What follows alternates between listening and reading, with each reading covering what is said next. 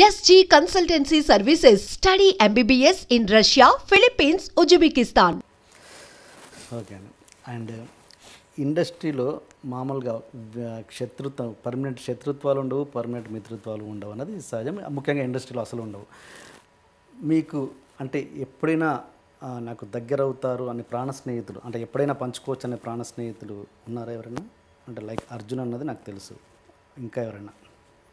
అండి ఎంత ప్రాణ స్నేహితులన్నా వాళ్ళ ప్రాణానికి వచ్చినప్పుడు ప్రాణ స్నేహితులు ఎవరు? ఓకే, ప్రాణ చాలా కష్టం అది. ప్రాణ స్నేహం తీసేద్దాం.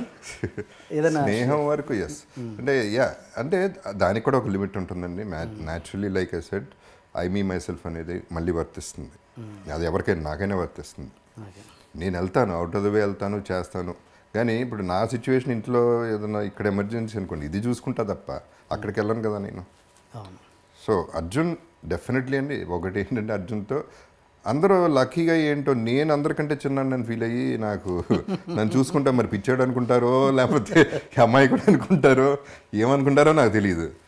తారక్ కూడా అంతే. తారక్ ఎంత చిన్నాడు నాకంటే. తారక్ బాబు తిన్నాడా, బాబు వెళ్ళాడా, బాబు కారు వచ్చిందా ఈ చూసుకుంటాడు. అర్జున్ బాబు ఎక్కడున్నాడు ఏమైపోతాడు. సో అట్లా these people were there for, I mean friends అంటే అది ఫ్రెండ్షిప్ అంటే అండి. అంతవరకు మనం ఎక్స్పెక్ట్ చేయాలి, అంతకంటే ఎక్స్పెక్ట్ చేయకూడదు. దానికి ఒక లిమిట్ ఉండాలి, మన ఎక్స్పెక్టేషన్ కూడా ఒక లిమిట్ ఉండాలి. మీ బ్యాడ్ ఫేజ్లో తన ఒపీనియన్ ఏంటి అర్జున్? బ్యాడ్ ఫేజ్లో అండి అదేనండి. అగైన్ ఒకటనేవాడు నా ఫామ్ది పెరిగితే నేను అమ్మేసిస్తాను. ఓకే, సో అవన్నీ ఓకే. ఫైనల్గా మనం లక్కీగా అంత అవసరం పడింది కానీ అట్లా వెళ్ళలేదు. ఓకే, అడ్వైజ్ అంటే ఏమిస్తారండి అడ్వైజ్లో? ఒక స్టేజ్ తర్వాత ఎవరి లైఫ్ అటు చూసుకోవాల్సిందే. ఒక స్టేజ్ తర్వాత కాదు, ముందు నుంచి కూడా నా లైఫ్ నేను చూసుకోవాలి. ఎవడో చూసుకోడు. ఎవడో చూసుకుంటారని ఎక్స్పెక్ట్ కూడా చేయకూడదు. మనం చూసుకోకపోతే ఎవడు చూసుకుంటాడు? అండ్ ఇప్పుడు అర్జున్ మీద వచ్చిన అలిగేషన్, శృతి అనే హీరోయిన్ వచ్చిన అలిగేషన్ వేసింది కదా, సెక్సువల్ ఇది, దాని మీద మీ ఒపీనియన్ ఏంటి? అది ఎట్టా అలిగేషన్ అండి? ఏం అలిగేషన్ అది? I don't think it's an allegation. సెట్లో 100 మంది, నేను 150 మంది పని చేస్తుంటే ఏం అలిగేషన్ చేస్తారు? ఏం చేశాడు? ఊరిని వాళ్ళు చెప్పేస్తే నమ్మేయాలండి. ఫ్రెండ్ అని కాదండి. ఆడాలి నేను ఎప్పుడు సపోర్ట్ చేస్తాను. 100% కాస్టింగ్ కౌచ్ అనేది ఎంతో కొంత ఉంది, కాదంట్లా. ఎక్స్ప్లాయిటేషన్ ఎంతో కొంత ఉంది, కాదంట్లా. కొంతమంది ఒప్పుకుని దానికి సినిమాల్లో చేస్తున్నారు, చాలామంది ఒప్పుకోకుండా కూడా సక్సెస్ అయ్యి ఉన్నారు. అది వాళ్ళ ఇండివిజువాలిటీని బట్టి ఉంటుంది, వాళ్ళ అవసరాన్ని బట్టి ఉంటుంది. దాన్ని పెద్ద ఇష్యూ చేయటం, ఎస్పెషల్లీ ఇటువంటి ఇష్యూస్ చేయటం అనేది ఏది దొరికింది, ఒక మీటూ దొరికింది కాబట్టి ఇట్ ఈస్ ఐడెంటిటీ క్రైసిస్ అండి. బేసిక్లీ నన్ను ఎవడో గుర్తించట్లేదు అని అదో ఇంకోటో రీజన్స్ తప్ప ఇది నాకు అలిగేషన్ అయితే నాకు కనపట్లేదు. రూమ్లో అట్ట చేశాడు అంటే ఏమైనా ఆలోచించవచ్చు తప్ప సెట్లో చేశాడు అనేది నాకు అది అలిగేషనే కాదు. ఓకే, అసలు మీటూ మీద మీ ఒపీనియన్ ఏంటి? అంటే me too if it is a genuine situation అండి, I would support any women. I always support women అండి. మీరు అందరికీ తెలుసు ఫస్ట్ నా soft corner for women because of one thing, she is beautiful. Women అంటే బ్యూటిఫుల్. అది పక్కన పెడితే న్యాచురల్ అండి. మదర్ ఇస్ అ ఉమెన్ అండి. ఎక్కడి నుంచి వస్తుందో చూడండి. And strength is a women. ఎప్పుడు కూడా చాలా చాలా మెంటలీ స్ట్రాంగ్ ఉమెన్.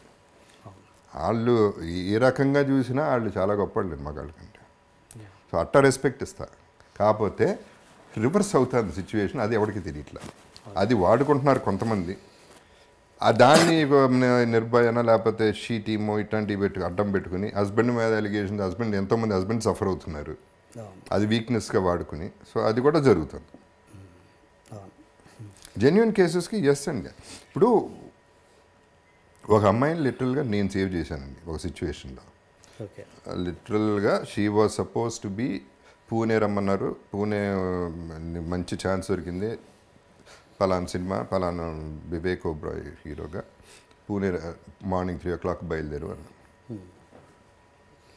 నాకు 12 o'clock చెప్పింది, ఫ్లైట్కి వెళ్తున్నాను ఇట్లా రమ్మన్నారు. నాకు ఇమీడియట్గా కొట్టేసింది, ఏదో తేడా కొట్టేసింది ఇన్స్టింక్టివ్గా.